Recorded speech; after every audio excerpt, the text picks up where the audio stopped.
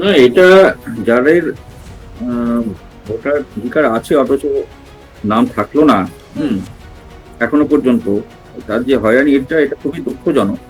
এবং এই যে ঘটনাটা ঘটলো, এটা আর কোনো রাজ্যে এইভাবে ঘটেনি। হয়তো সব জায়গায় হিয়ারিং হয়েছে, হয়েছে, কিন্তু আজকে এই রাজ্যে যেটা ঘটেছে, এটা কেন অন্য রাজ্যে হলো না আর এই রাজ্যে হলো?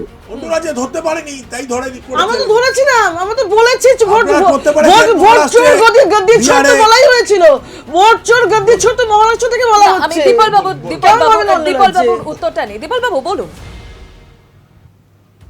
না বলতে দিলে কি করে হবে? বলুন, আপনি বলুন। তা এখানে এখানে একমাত্র 12টা রাজ্যে হয়েছে, তার আগে বিহারে হয়েছে, কোনো জায়গায় এত এই জায়গায় যায়নি, একমাত্র পশ্চিমবাংলায় এই জায়গায় গেল কেন? আর কোন রাজ্যের কিন্তু এসআই নিয়ে প্রথম থেকে বিরোধিতা হয়নি। অসমে এই যে গেছে। বলছে যে এসআই বিরোধিতা হয়, প্রথমেই কিন্তু প্রথম থেকে এসআই বিরোধিতা এই রাজ্যে শুরু হয়েছিল। এসআই মানে হচ্ছে এনআরসি। হ্যাঁ, মুখ্যমন্ত্রী নিজে, মুখ্যমন্ত্রী স্বয়ং, মুখ্যমন্ত্রী তার পদে থেকে যেটা করতে পারে না নির্বাচন কমিশনের বিরুদ্ধে, সেটা প্রথম থেকে শুরু করেছিল, অন্য কোনো রাজ্যে হয়নি। এবং আমরা দেখেছি যে এখানে অন্য কোনো জায়গায় যে এই যে নামগুলো লাস্টে যে ডিলিটেড বা অ্যাডজুডিকেশনে চলে গেল, কেন গেল?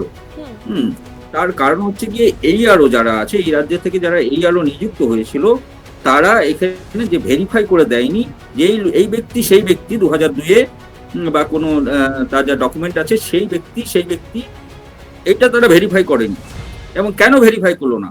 এই যে যারা সব রাজ্য প্রশাসন থেকেই এদেরকে নেওয়া হয়েছিল এবং রাজ্যের তারা আমাদের কর্মচারী, মুখ্যমন্ত্রী সেটাও বলেছে, তাদের উপর এমন একটা চাপ বিডিও অফিস থেকে নানান জায়গায়, তারা চাপের ফলে কিন্তু দীপল বাবু আমাকে একটা প্রশ্নের উত্তর দিন, যে এই সমস্ত মানুষ তাদের ভবিষ্যৎটা কি? তারা কি আদতে গণতান্ত্রিক অধিকারটা প্রয়োগ করতে পারবেন? কারণ হাতে গোনা তো আর মাত্র কয়েকটা দিন বাকি রয়েছে, কি করবেন তারা? 100 বার পারবেন, এটা ওদের কোনো অধিকারই না, আমাকে তো আগে জিনিসটা বুঝতে হবে যে এটা কেন হলো।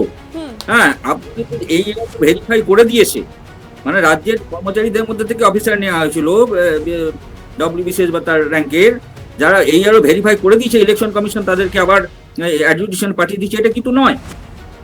হ্যাঁ, ভেরিফাই করেনি এখানকার যারা অফিসার, তাদের জন্য এই অ্যাডজুডিকেশন হয়েছে বা এই এত লক্ষ মানুষ এই জায়গাটায় গেছে।